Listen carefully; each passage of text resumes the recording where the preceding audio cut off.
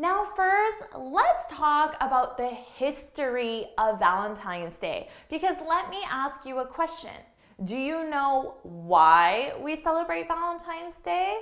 Why is it called Valentine's Day? And why February 14th? Do you know the reason why? Let me know in the comments. To be honest, I didn't before today. I had no idea. Well, actually, I had an idea about the story, but then when I researched it, it wasn't right. The story I thought didn't match the actual story. So I don't know where I heard my story from, probably as a kid or something. But let me tell you the actual story.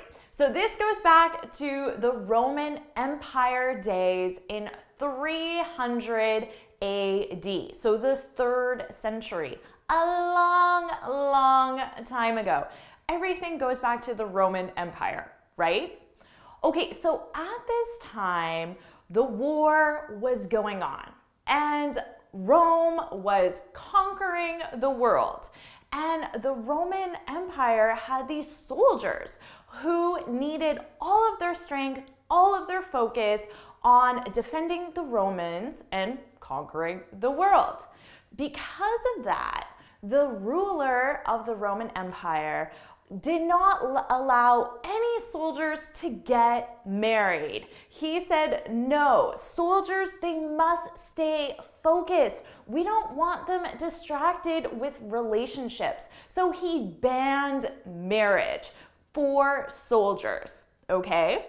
But there was a bishop whose name was Valentine, Saint Valentine. Now, this bishop did not agree with the empire's decision. He thought that the soldiers needed support and love from someone else because fighting in the war was very difficult. These soldiers led very difficult lives, and he wanted them to feel supported, to have love in their life. So even though marriage was banned by the Roman Empire for soldiers, this bishop, Saint Valentine, would marry soldiers in secret without anybody knowing. So the soldiers would go to Saint Valentine and he would marry them. But of course, secrets always come out, right? And the Roman Empire found out that Saint Valentine was doing this behind the Roman Empire's back. And he sentenced Saint Valentine to death. Now, that unfortunately was the typical punishment in the Roman Empire era, right? Execution. So Saint Valentine is sent to prison to await his execution. And while he was in prison, he fell in love with the prison guard's daughter. Aww.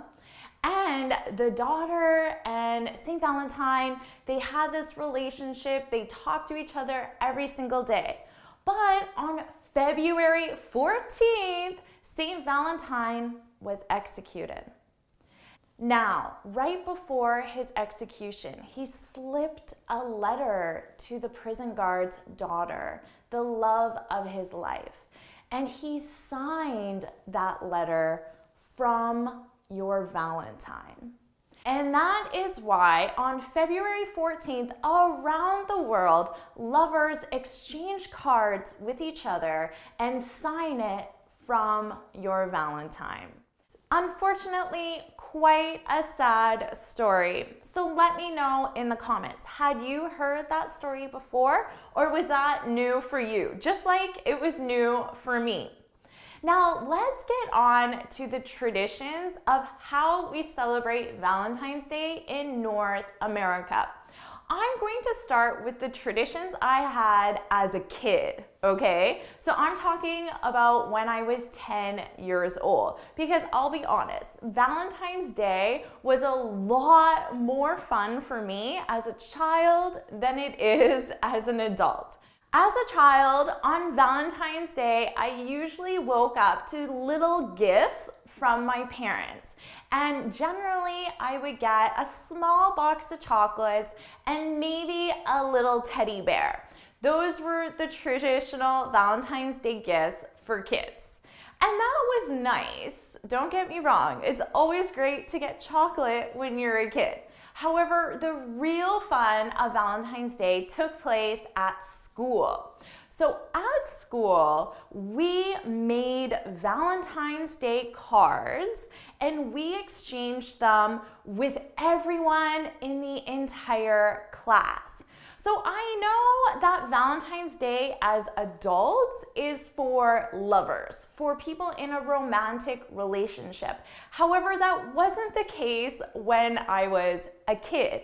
Of course, as a kid, I understood that Valentine's Day was the day of love. I got that, right? But at 10 years old, Valentine's Day, exchanging these cards was really more about friendship than it was romantic love. So we exchanged cards with everyone in our classroom. So we spent the morning making these cards, and then we would also make these really decorative boxes where you can put the cards in. So once we were done with that, we would put the boxes on our desk, and then we would go around the room giving cards to everybody. Now, as kids, you don't want to exclude anybody. So our teacher would really encourage us to give a card to absolutely everyone. Boys and girls, it didn't matter. And then you go back to your desk and you get to read all of your Valentine's Day cards. Now, many of them had funny jokes in them or cute stories. And of course, there's always that one card from someone you have that little crush on that you were so excited to receive as well. So Valentine's Day was just a really fun day to celebrate as a kid because we didn't do regular schoolwork. We got to do something special. And I think anytime we're not sitting at our desk learning math and we're doing something different is just fun, right? So what about you? How did you celebrate Valentine's Day as a kid? And what did you do in school or with your parents? Now, as an adult, of course, Valentine's Day is reserved for romantic relationships. So as an adult, I don't get chocolates from my parents, okay? I don't get any cards from my friends either. It's strictly for romantic relationships. I don't send any Valentine's Day messages to anyone except my romantic partner. Now let's be honest, Valentine's Day is really more a day for women to receive rather than give, at least in North America. And there are 4 acceptable gifts to give a woman on Valentine's Day. Now, can you guess what those are? What are the 4 acceptable traditional gifts that you would give a woman on Valentine's Day? Write them in the comments. Any ideas? Gift number 1 is jewelry. Of course, you give a woman jewelry. Jewelry you can give a woman anytime. You can't go wrong. Now, this is the most elaborate gift on Valentine's Day, and it really isn't that common.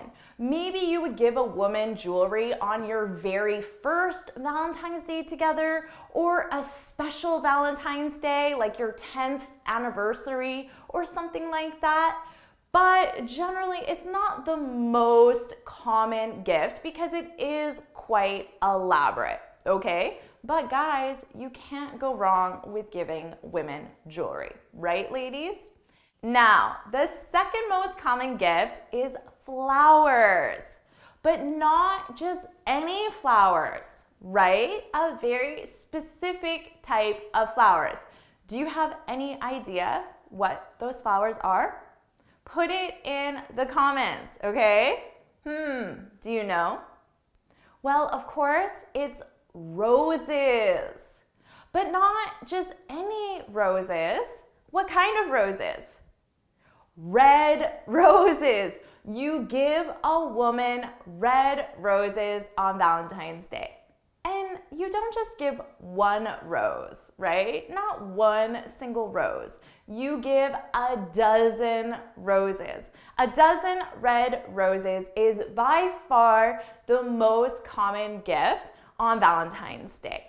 And of course, red, because red is the color of love. Our hearts are red, right? And that's exactly why I'm wearing a red t-shirt. I have my nails red and I have red lipstick on. It's very common for women to wear red on Valentine's Day as well. Now, the third most common gift. Any ideas? Well, of course, chocolates. Chocolates are the third most common gift.